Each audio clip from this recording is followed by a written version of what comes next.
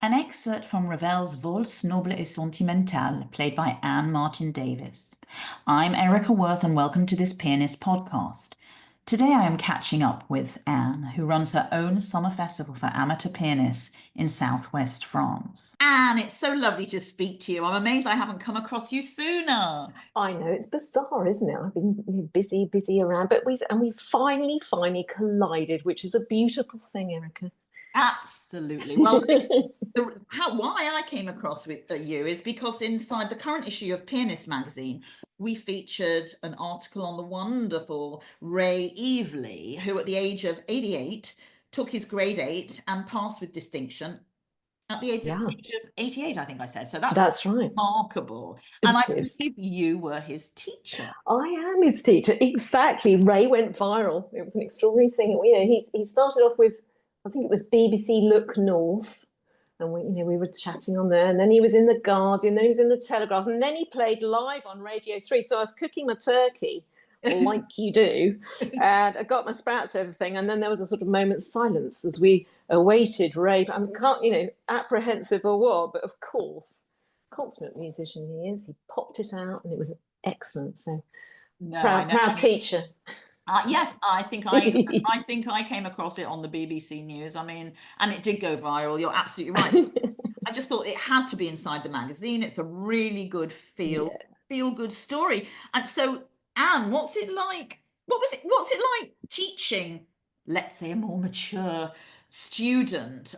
Is it very different to teaching youngsters? Yeah, well, I mean, I taught for a very long time at the Royal College of Music, the junior department, which I absolutely loved. I mean, the kids are very motivated, they're very engaged and everything. I now live part of the year in France, so it wasn't really practical to keep that going. But I love my adult learners. I love them. They are motivated. They have brilliant and diverse backgrounds, which brings something very different. They've all got something very different to say. And I was teaching yesterday, and I had a chap play to me some Chopin, and I was saying that I was adjudicating on Saturday, very big competition, with postgraduate students from various conservatoires. Lots of notes. I mean, it's extraordinary thing. Don't get me wrong. Debussy, I mean, incredible. Yeah. But what was very interesting was that this chap played something very simple, and it was so beautiful, and I felt a little bit emotional. And I just thought, well, yeah, because actually, do you know what? That's music. Well, I agree with you. I mean, music, and in fact, very funnily, I'm just looking at that quote in the magazine. Ray says, absolutely everyone has the ability to make music. It's part of being human. Exactly. Yes, exactly. And I think the difficulty for the kids today is that, the pressure they're under, the result of recordings and things like that has meant that everything has to be immaculate. There is no room for mistakes. Humanity. Yeah, exactly. Yeah. Yeah. I always say to, I read this in a shrink thing, where they said, not immaculate, but. I think it's a brilliant phrase. It wasn't immaculate, but the point is that you sold it to me, and I was moved. I was touched by it. Well, absolutely, absolutely. And I think that's what real musicianship, real artistry is about, isn't it? It's not about 100 notes, in no second. It's no artistry. I mean, don't get me wrong. It's Maria Jalpiri says something very funny. I mean, actually slightly bitchy as well, which of course I also like. Which is, she says, there are many shows. She said, I like a show. And what she's saying is there's some extraordinary, dazzling stuff out there, but also we quite like music. Yeah, I think it's a balance, isn't it? Yeah, Everybody loves to hear La Campanella. Exactly. It's fabulous. The audience is like, gasping. Yeah, but we want a bit of fizz as well, for sure. Absolutely, absolutely. But these adults, I mean, are there any cons? Are there any difficulties in teaching a more mature person? Physical, mental? For sure. Yeah, I mean, for sure physical. you know, we've got funny old hands, we've got gnarly bits, haven't we? We've got bibbly bobbly bits and all sorts going on. So, but you know, there's always a way around. And actually, you know, every pianist has something about what they, you know, that they struggle with. You know, I've got these ridiculously long fingers. If I hold them Oh, out, you can see, yeah, okay. very, very long fingers. And, you know, they need reining in. They're like little feral sort of guinea pigs sometimes, you know, they're sort of flying around, you know, and actually keeping a really good shape, keeping the clarity, the focus of sound is actually something I have to work on a lot. So, you know, in a way, we all have our issues, and so Yes. my job is to try and help work through whatever those are, and help them find Yes. you know, some way so that they can say what they want to say. Yes, I understand that absolutely. I mean, with Ray, for example, most of your lessons were on Zoom. Yeah. Was that a challenge, or were that, you know? Do you know, I mean, I think so. I think it would be impossible to teach someone you didn't know on Zoom if you'd not met. I think that would be quite hard. Hmm. With Ray, we were mostly on Zoom. I often get students to send in recordings prior to their lesson, so Oh, that because the things that you don't hear tend to be pedaling, yeah. and sort of slightly sort of nuanced things to do with sort of note length, stuff like that. So if they send in an actual recording that they've made on their phone, and they can listen to that, and then we can have the lesson. And actually, it's a really efficient way to work.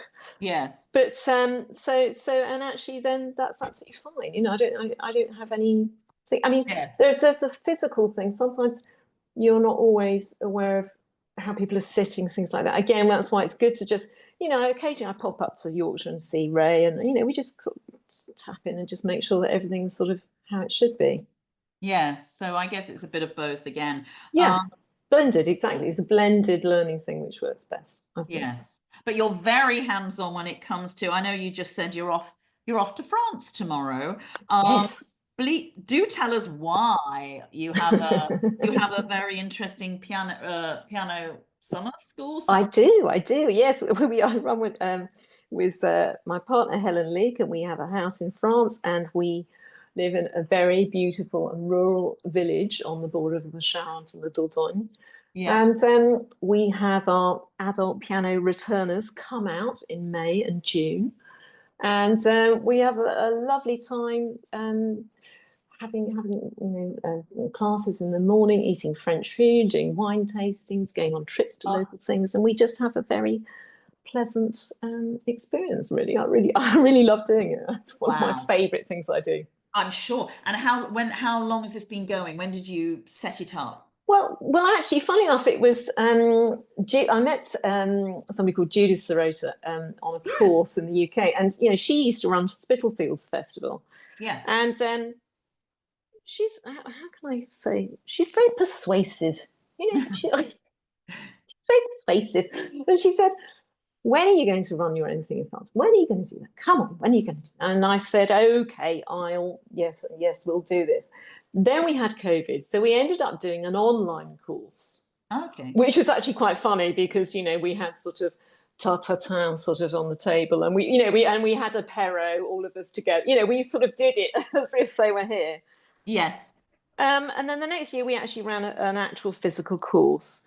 And we didn't make any money out of it. We were just sort of testing the ground, really, you know, brought people out. And I just loved doing it. We both loved doing it. Fantastic. And so then some piano at Lamaya was born. And Piano at they Le Milliard. Lamaya, yeah, and they keep coming back, you know, so that's just super, really. Oh, you have a lot of returnees, yes. Yes, it's lovely. It's a little family, you know, we have WhatsApp groups, and Oh, no, it's nice. and how many people at a time on one course?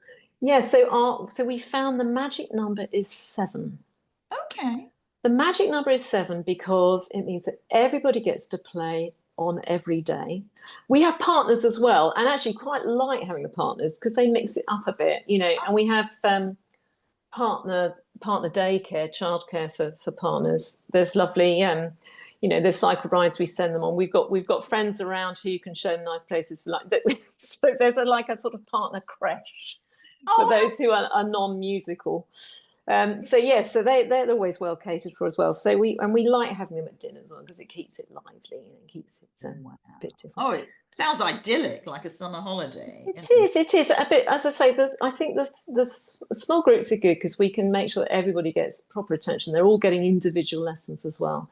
You know, and we do yoga. They're actually getting some proper attention individually. And do they have a chance to perform? Yeah, totally. So it's lovely. I mean, the joy of France is that, you know, it doesn't matter where you are, people go to concerts. It's kind of fantastic. So the village all come out. Yeah, the patron one come. They set out, the ladies of the patron one come out and set out their cakes and their tea, which is sort of hilarious, really. Then they all come and they listen to the music, and you know, we're the ladies of the pianist school, and it's a sort of known thing. Because I mean, actually, one of the things we do as well is that we're using a couple of the gîtes and things around the village. So, you know, we've got the French teachers. We're using people locally very much, so they're very involved in it. So, you know, it's part of the sort of calendar in Edon, effectively. That's amazing. You sound like it must be very full on. It must be very full on. It's yes, it is, but in a brilliant full on way. You know, there's full on exhausting. I can't face this, and there's full on. This is brilliant. You know, yeah. I mean, at the end of it, we do sort of crash and burn, but sounds amazing. I mean, do you yourself have time to practice? Do you perform yourself? Well, do you know? I just think it's impossible to teach unless you do practice. You know, I mean, I was saying about our yoga teacher Denise. You know, she does her yoga every day, and then you know, we sometimes join her. It's sort of the same. You know, it's like a meditative thing that you need to be doing, and you know, I mean, I've done fewer concerts just recently because we've been built, as I said to you ages ago, we've been building a house in London. I've been building a theatre in our barn for the piano in France. There's been a lot of building. But actually, most of my playing was tour related. So I would put together sort of unusual touring projects and take them around the festivals in Cheltenham and things like that. That's really what I used to do. I was less of a person who would play your Mozart sonata, you know, followed by the Chopin B minor. I was more someone who would actually. I mean, it started when we set Nigella Lawson's recipes to music, turn them into songs. Goodness. And we toured all the festivals with that, and it was quite fun. So they cooked up. So I worked with Susan Lang, wonderful mezzo, and they cooked up what we were performing for them, basically. So you did eat lemon linguine and pea soufflé. Oh, I haven't tried the lemon linguine, but it's actually it sounds really like it won't work, but it's a triumph. And she's become famous with that lemon linguine. That's right, exactly. Yes, totally, yes. But anyway, repertoire-wise, it's interesting. You're saying you know, do the unusual. You like rather than the Mozart and the Chopin sonatas. I believe you've got, and of course, as 2025 marks the 150th anniversary of Ravel's birth, I know that you have a strong affinity, passion for Ravel's music, piano music. For sure, yes. I mean, basically, I studied. I met my piano teacher basically because I was playing. Can you hear this? Yeah. No, the sound is bad. Oh, it sounds bad. Sorry. Yeah. What was it? Well, it was the little minuet from the Sonatine of Ravel, and oh yes, I was playing it in a competition. In fact, I think. Do you know what? I think you've done this competition as well, Erica. Do you remember Surrey Young Pianist of the Year? I did that competition when I was. Yeah, no, there we go. You see, we all did. Anyway, Phyllis was adjudicating. She was judging it, and played a little piece. I would have been, I think I was 10 or 11, something like that. And she said, "You'd like to teach me," which was super, you know. And so I signed up for JD college. In fact, she didn't have any students from JD. I was very lucky. She sort of wanted to teach me. Couldn't work out why. And then, of course, it turned out that she'd played exactly the same piece to Ravel. Wow. At the age of 11, the same age. So there was obviously some sort of, you know, like, what's the word? Sort of, yeah, exactly. Yes, exactly. It chimed with her, and so off we went, and we worked our way through, all of this repertoire, all of which, a lot of which she played for Ravel and then went on to record. Yes. So yeah, so I do feel connected. I feel connected to it, and I recorded. Everyone had a lockdown project, didn't they? So I recorded a disc of Ravel.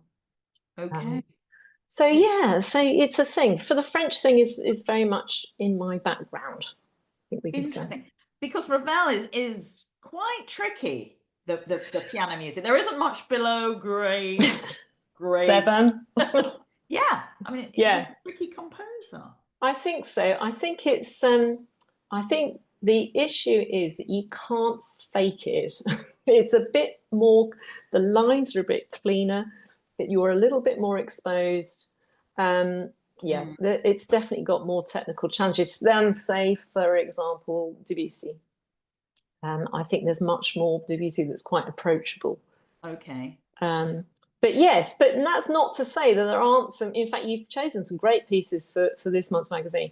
So that's not to say there aren't some things that are totally doable. And they are a great entree to this music, which is immaculate the way it's written. It's just, it's a musician's music, if that makes sense. Yeah, it's very cerebral, isn't it?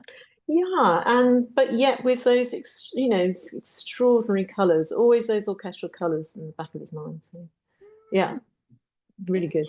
Interesting. Oh, yeah. I don't think I've played much. I've played Poisson d'Or, which is Of Debussy, yeah. pretty hard. Oh, sorry. Oh, yeah, no, that's right. Yeah, no, it is. Those little fishies, the little gold fishes are quite awkward. No. Yeah.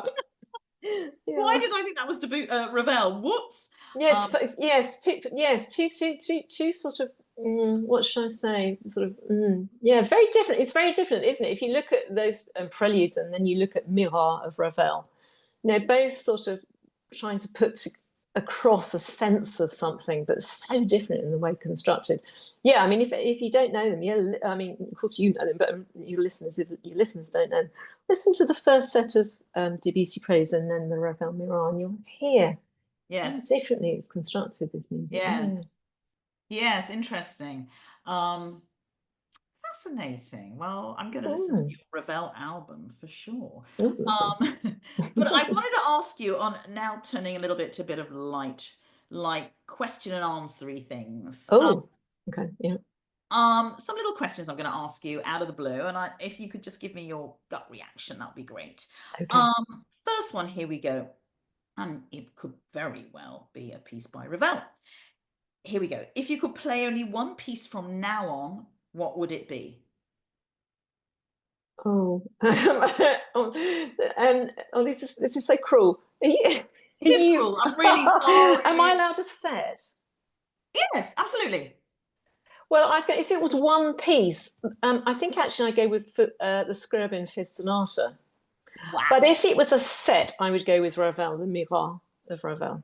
Wow. Why the Scriabin Fifth Sonata? Because I just love Scriabin as well. It's just, I think it sort of all ties up Messiaen, Scriabin, or late Debussy, all of this thing. It's all sort of in the same package, but different, obviously.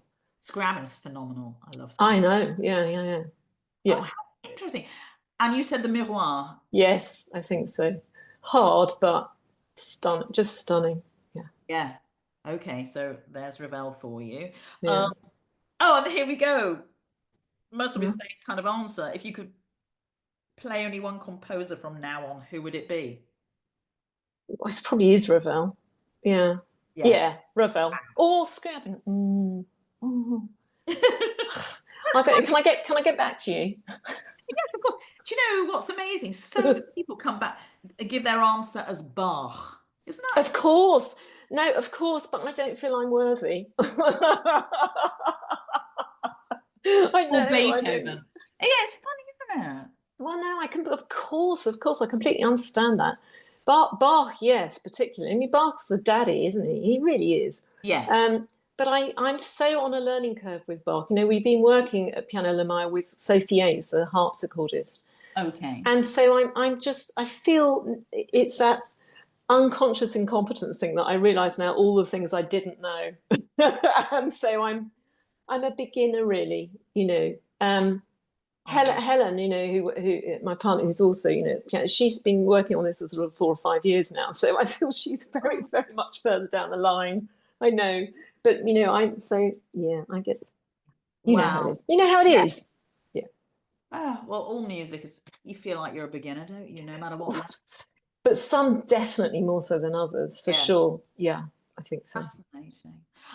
Okay, next question. One pianist, dead or alive, you would travel long and far to hear. Oh, that's easy. In fact, I travelled not very far to hear her last year. Maria Jalpérez. Okay. Yeah, I think she's the most stunning musician and also the most beautiful human being. I'd like to be her. She is.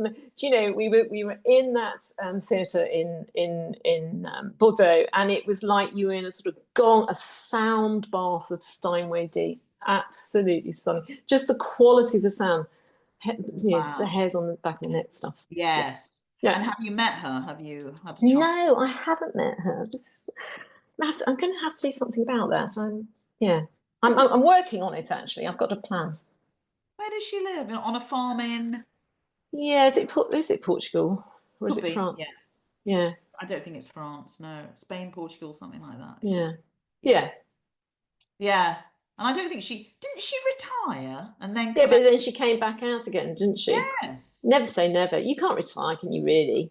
No, that's the beauty of being a pianist. I mean, you can I go on hope so. into your Drop 90s. drop on the job. Isn't that what we all want, really? You know. I guess so. No, that is the beauty of being a pianist. Mm, Um, Next question. cool. Any technical issues you have on the piano? Well, like I said, I've got rangy hands. Weirdly, though, you know, my long thumbs, I'm just showing you, obviously, your listeners can't see my long Very thumbs, long but they're thumb. look at how long they are. Very helpful for Ravel, who also had long thumbs.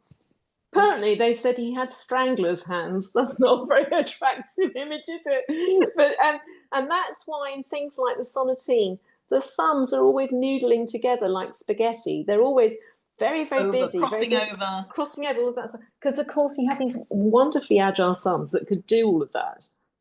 So that's why it's often written that way. So maybe I've got a bit of a Ravel advantage there, don't know.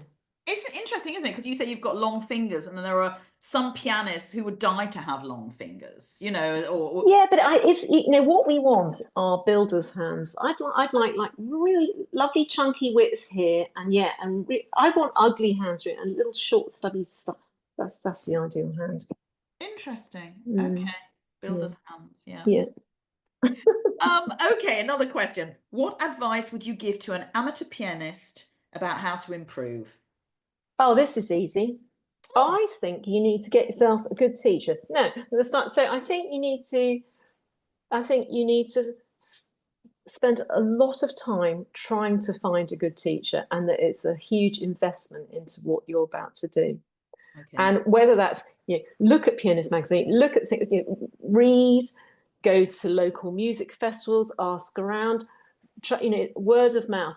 Yeah. Don't Google piano teacher because Google never brought anything helpful.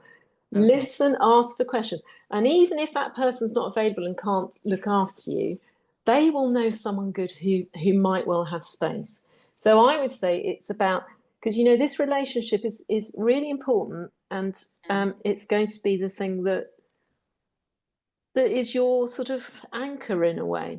Well, I mean, my teachers were for me, and I hope that I can be something like that for other people. But you know, that's Yeah. what it is. Fantastic. Yeah, I think that's really, really great advice. Mm-hmm. Absolutely. Another question. If you were not a pianist, if you weren't a pianist, what would you be? Oh yeah, can I be an architect, please? Yes. Yes, I'd love to be an architect. In fact, specifically, I'd like to be Zaha Hadid. Do you know? Oh, yes, absolutely. Yeah, I've seen. In fact, last year I worked in one of her spaces. She built this opera house in Guangzhou, and I was doing some teacher training there. And it's two pebbles. It's shaped like two pebbles that overlook the Pearl River. It's utterly stunning. And Wow. yeah, and the other thing I was thinking about was that, sorry, just now on the subject, is that Frank Lloyd Wright, you know, he didn't he design the Guggenheim in his 80s? I think he did. Did you know that? The museum. No, I didn't know that. Yeah, which is great, isn't it? Because that means, you know, there's plenty of time. We're all right. Absolutely, a bit like playing the piano. A bit like Ray. Yeah, exactly. Yeah. You know, in fact, we're just getting going. That's what I think. Exactly. You're absolutely right. Okay, that's interesting. And a composer you're not quite ready for? And does that mean I don't like or I can't play? I'd say you can't play. You're not ready to tackle. You're not Oh maybe yeah. you're not interested in. Well, I could say that I don't want to play Hindemith, Okay. but I could say that I can't play Samuel Barber's excursions, which I find really annoying. Really? I, don't know. There's something about them. I just can't. I don't know. I just can't. Yeah. And I really love them. I just think Barber's music and the songs, it's just stunning. And so it's really annoying. And I probably just need to try a bit harder. Have you played his sonata? No, no. You see, there's another extraordinary. Have I you? You have. I did that for my graduation recital. You played that in your graduation Oh, recital. I loved it, loved it, loved that 7/8 fugue at the end. Oh, right. but it just, yeah, I don't know. Okay. Barber is beautiful. I mean, he is beautiful. But maybe I might have to try and have a go and come to you and talk me you through must. I'll give you a lesson on it. Yes, please. Yes, great. Oh golly, Cool. no. Oh dear. Well, you've been amazing. I mean, I think we've gotten to the end of our little podcast, but hang on, it's gone so quick. Is that all we're allowed? It was very short. well, So I could short. ask another question. Here we go. Oh, One person you would love to play for. Oh, oh yes, I'd like to play for Poulenc. I'd like to play for Francis Poulenc. I think we would have a lovely little play him a little improvisation, then we'd go and have a lovely lunch somewhere, wouldn't we? And he was chatty, you know, he was a very interesting, fun, playful man. I think that would be nice. Yeah. You're right. I think his music is sometimes overlooked, isn't it, Poulenc? Yes, I think so. And actually, it's. I think people think it's all sort of witty, playful silliness, and it's not actually. So some of it's got real gravitas. And you look at those wind sonatas and things like that. I mean, they're stunning. There's a lot of Poulenc I don't know, but I do know that wonderful Concerto for Two Pianos. Oh yes, I played that. A very brief story about that. Playing it with another pianist, and I can't remember which one. It's basically it starts with the scales, doesn't it? Yes. He set off at a speed.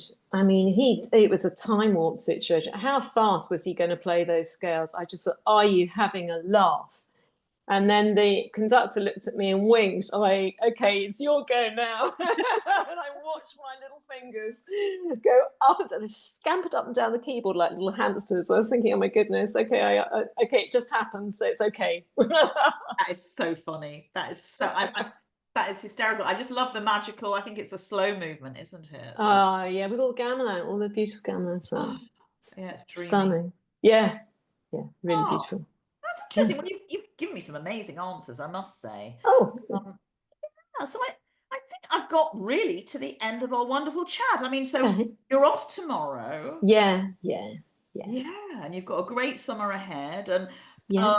For those who are interested in taking part in piano at Le Maya, how far in advance would they need to book, I guess? Well, we've already got, in fact, we've got lots of people who are talking about 2026, which is great, but we don't ever start booking until probably July, when we do the current course, then we take a month off to sort of lie down, and then we put out an email. And of course, the critical thing is to be a little bit flexible if you can with your time, because of the fact that there's only 7 people on each course. Yes. So that's the thing, it's a little bit of a juggle. So usually it's July. So for 2026, it'll be July that we open up the book. Wow. Okay. Yeah. Now that's very interesting. Okay, that's good to know. Why, are you going to come? I might come and observe. Yeah, no, come. Yeah, no, definitely. We can have that lesson on the Barber. Exactly. In front of the class. Yeah, nice. Yeah, exactly. Yeah, put me in my place. Get practicing again. That was many decades ago. The odd decade. Yeah. Anyway. Oh, well, listen, Anne, it's been a pleasure speaking to you. No, thank you. I've enjoyed it too. Excellent. Oh, and I hope you have a wonderful summer ahead. Thank you. And I look forward to getting together with you when you're back Yeah. end of summer. Yeah, no, sounds lovely. It'll be time for a little catch up and a little apero. Sounds good. Absolutely. Well, thank you very much, Anne. It's a And pleasure. good luck. Good luck with the festival. Thank you, Erica. It's been an absolute treat. Thank you. Okay.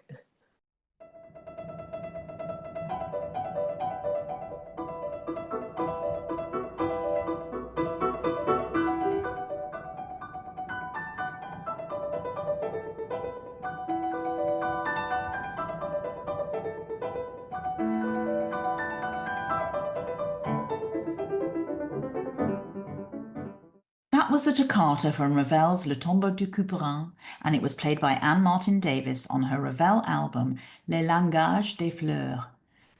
Pianist podcasts are free, and a really good way to support what we do is by subscribing to Pianist.